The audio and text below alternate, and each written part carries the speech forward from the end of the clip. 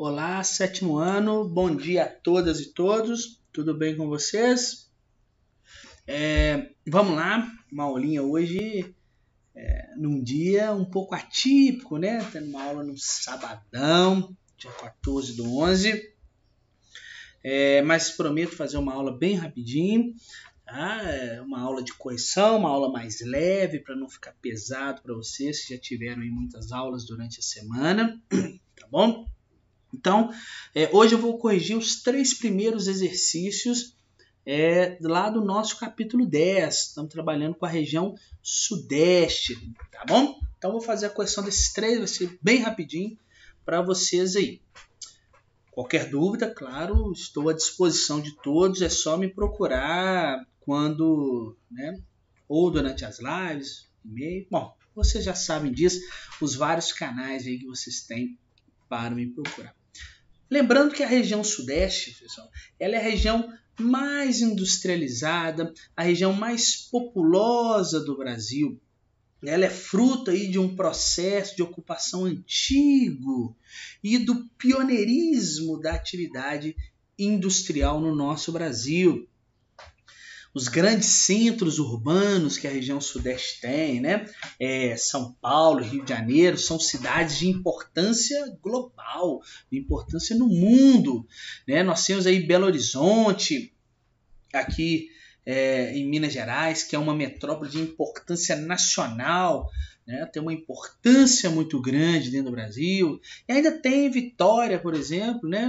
no Espírito Santo, que ajuda a fortalecer ainda mais a relevância econômica no sudeste do Brasil. Então a região mais industrializada e a região também mais populosa.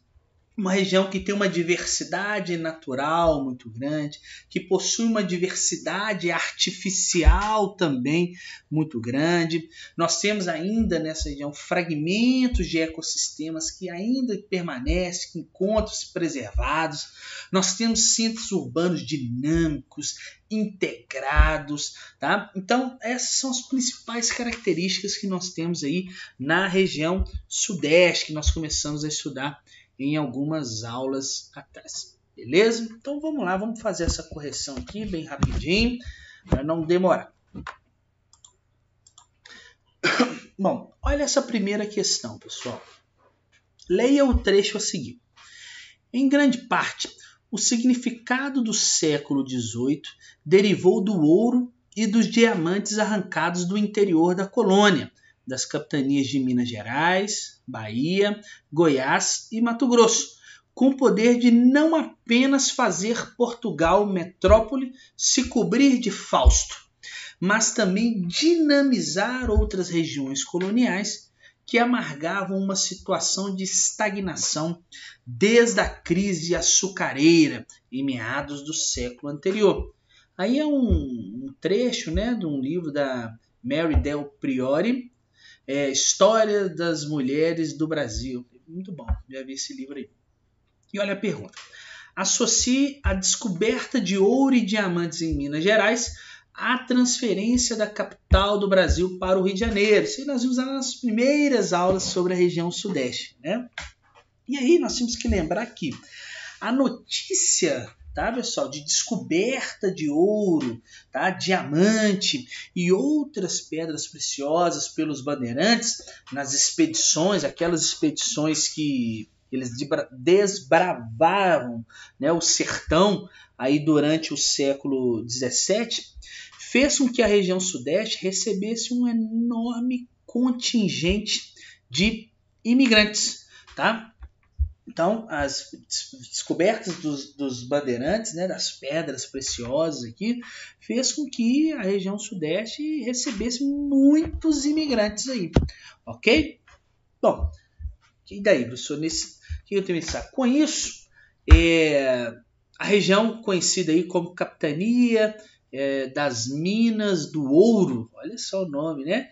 Que em 1720 ela trocou o nome para Capitania das Minas Gerais. Então, Minas Gerais, que era chamada de Capitania das Minas do ouro, né? E aí em 1720 ela trocou o nome para a Capitania das Minas Gerais e acabou consolidando-se, né, como a principal área de exploração dessas pedras preciosas da metrópole portuguesa. Que olha só Minas, hein? A atividade mineradora que ela tornou-se tão próspera, tá?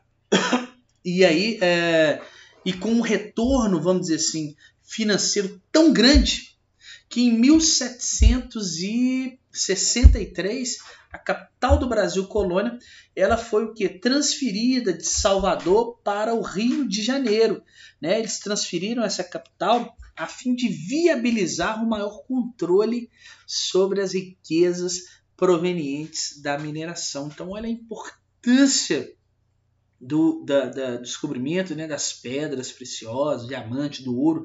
Aqui na antiga capitania das Minas do Ouro, que depois mudou o nome, né, ela atraía tantas pessoas e estavam sendo descobertas tantas pedras preciosas que eles fizeram mudar a capital do Brasil, né, saindo de Salvador e vindo para o Rio de Janeiro, para poder ter controle nessas riquezas que eram provenientes aí da mineração. Importante fado histórico de Minas Gerais, hein? E mais ainda me faz pensar como Portugal enriqueceu, está até escrito aí no texto, né? Como Portugal acabou aí se enriquecendo tanto com as pedras preciosas que foram retiradas aqui em Minas Gerais. Vamos ver mais uma, questão 2 agora. Olha aí. As diversas práticas econômicas do Sudeste favoreceram a liderança histórica da região como centralizadora de recursos financeiros e serviços. Duas dessas práticas fazem parte do setor primário, que é a mineração e a lavoura do café. Então está dizendo que a região Sudeste aí, né, ela tem uma posição histórica de liderança como centralizadora, como concentradora dos maiores recursos financeiros e dos serviços, principalmente por duas atividades do setor primário, que era a mineração, igual nós acabamos de ver na questão anterior, e também as lavouras, né, o plantio do café, que aqui é uma região muito favorável a esse plantio. O clima, o relevo, acaba favorecendo o plantio do café. Então vamos ver.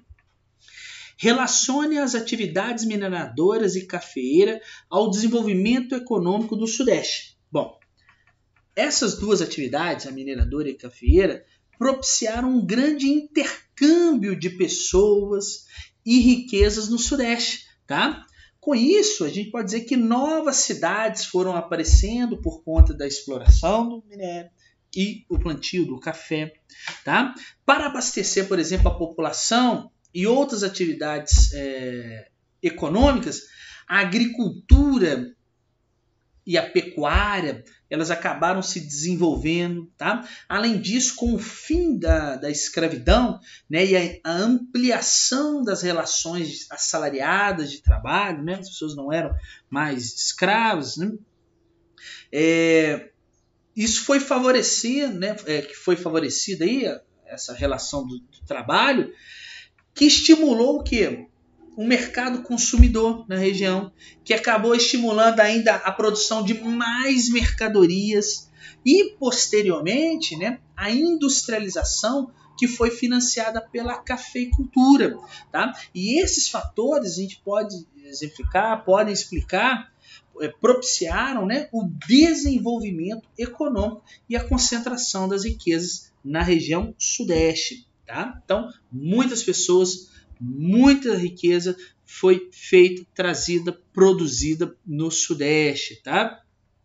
Então, as novas cidades foram surgindo aqui a partir da mineração e do café, para abastecer essa população que crescia cada vez mais aqui, né, foram se desenvolvendo a agricultura, foram se desenvolvendo a pecuária. Tá? Depois nós tivemos o fim da escravidão e aí nós tivemos uma relação de trabalho aqui, né, e aí em troca de salário, e as pessoas recebendo salário, acaba gerando que agora elas podem consumir, comprar produtos. Se elas podem consumir, comprar, novos produtos vão sendo produzidos cada vez mais, as pessoas vão consumindo, né? E isso acabou dinamizando o processo de industrialização do Sudeste. Beleza? Vamos ver a última questão. Justifique o menor uso da mão de obra indígena escravizada durante o ciclo da mineração. Então, por que eles foram diminuindo, né, e até quase não usar depois de um tempo a mão de obra indígena escravizada? Eu tenho que lembrar que a insalubridade dos trabalhos nas minas, ou seja, os trabalhos eram precários, muitas pessoas morriam aí trabalhando nas minas, somado aí às fugas desses indígenas e os conflitos constantes que tinham entre indígenas e ali, os mineradores, isso fez com que o uso do trabalho indígena fosse menos lucrativo, tá, para a coroa portuguesa. E além disso, né, em 1757, o governo de Portugal proibiu oficialmente a escravização de indígenas no território brasileiro. E aí, essa mão de obra escrava indígena foi substituída, como nós sabemos, pela mão de obra escrava dos africanos. Tá bom? Então é isso. Muito obrigado. Qualquer dúvida, estou à disposição de todos. Tchauzinho. Um ótimo sábado e até terça-feira. Valeu, pessoal.